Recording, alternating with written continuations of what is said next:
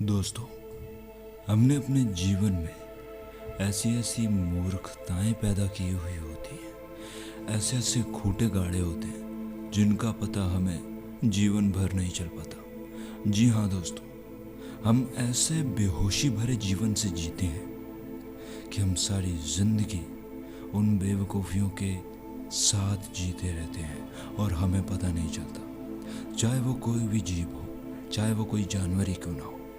अब जानवरों की खूंटी के बारे में ही सोचिए। आप अगर किसी जानवर को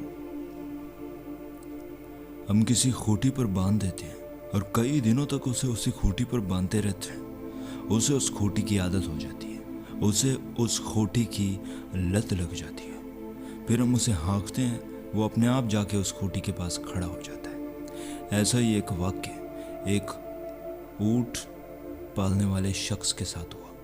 उसके पास 100 ऊँट थे और वो सफ़र कर रहा था, क्योंकि ऊँटों को लेकर सफ़र करना बहुत ज़रूरी था। पानी, खाना, इन सब चीज़ों के लिए वो ऊँटों को एक स्थान से दूसरे स्थान पर। तो वो व्यक्ति सफ़र कर रहा था। रास्ते में एक सराय आई। उस सराय में उसने रात गुजारने की सोची। वो वहाँ रुका।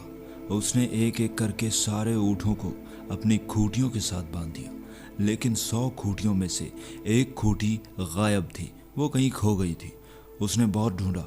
उसने कोई खूंटा ढूंढने की भी कोशिश की, नहीं मिला। सराय में एक बुजुर्ग व्यक्ति था।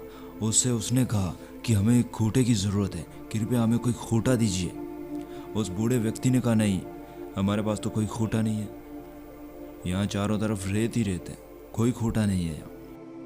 वो व्यक्ति बहुत परेशान हुआ।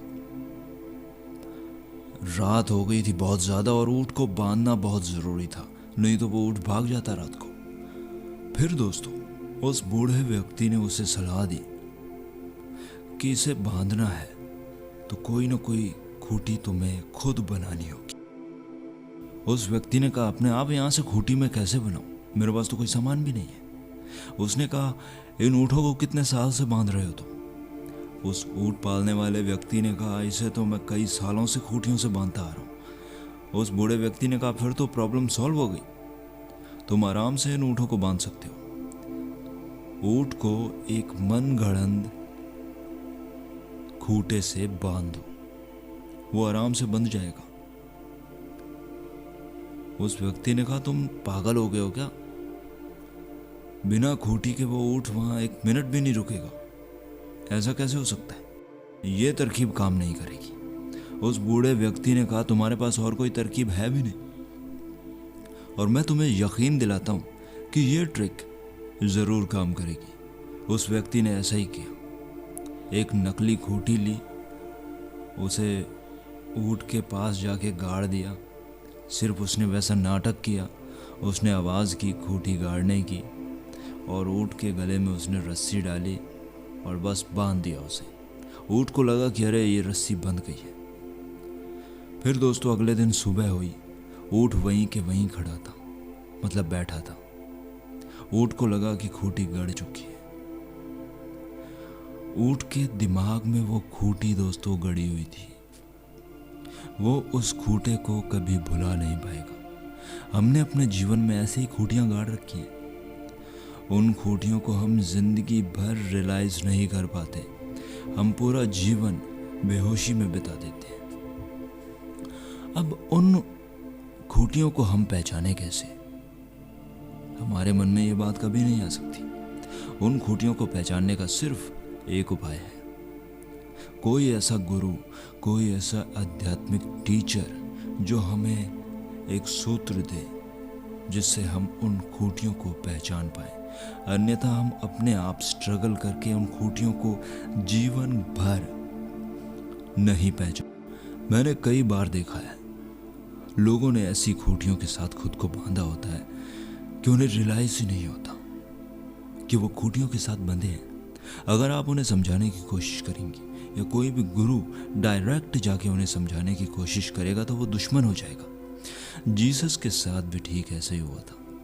उसने लोगों की खूंटियां खोलने की कोशिश की थी। उन्होंने लोगों को बताया कि तुम किन खूंटियों से बंधे हो। और ये खूटियाँ तुम्हें कहाँ ले जा रही हैं?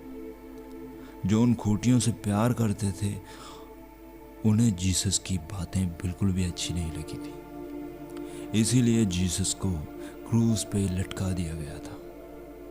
आज अगर हम खूटियों की बात करते हैं तो खूटियाँ हमें जकड़े हुए हैं। उनसे कैसे आज़ादी मिले हमें? उनसे आज़ादी मिलना तो दूर की बात रही, हमें रियलाइज ही नहीं होता है। किसी भी बीमारी को ख़त्म करने के लिए बीमारी का पता लगना बहुत ज़रूरी होता है। तो उम्मीद है इस वीडियो से आपको थोड़ा अंदाज़ा ज़रूर लगा होगा कि हम किन खूटियों से बंधे हुए हैं और उन खूटियों से हम किस तरह से बच सकते हैं। तो अगर आप भी उन खूटियों से बचना चाहते हैं तो मेरी राय है कि थोड़ा आपको जागरूकता की ज़रूरत है। कोशिश कीजिए उन खूटियों को पहचानने की, या कोशिश कीजिए उस गुरु को पहचानने की जो ये आपको सिखा सकता है। तो मैं आपसे इजाज़त लेना चाहूँगा इस वीडियो में। हमारे चैनल को ज़रूर सब्सक्राइब कीजिए और बेल आइकन को प्रेस करके ऑन कर लीजिए ताकि आपको नोटिफिकेशन मिल सके नई वीडियोस की। हमारी वीडियो को लाइक करके कमेंट सेक्शन में जाकर कमेंट ज़रूर कीजिए, क्योंकि आपके कमेंट की हमें बहुत ज़्यादा ज़रूरत है। हमें आपका कमेंट पढ़ के बहुत अच्छा लगेगा। बहुत बहुत शुक्रिया दोस्तों हमारे साथ जुड़ने के लिए।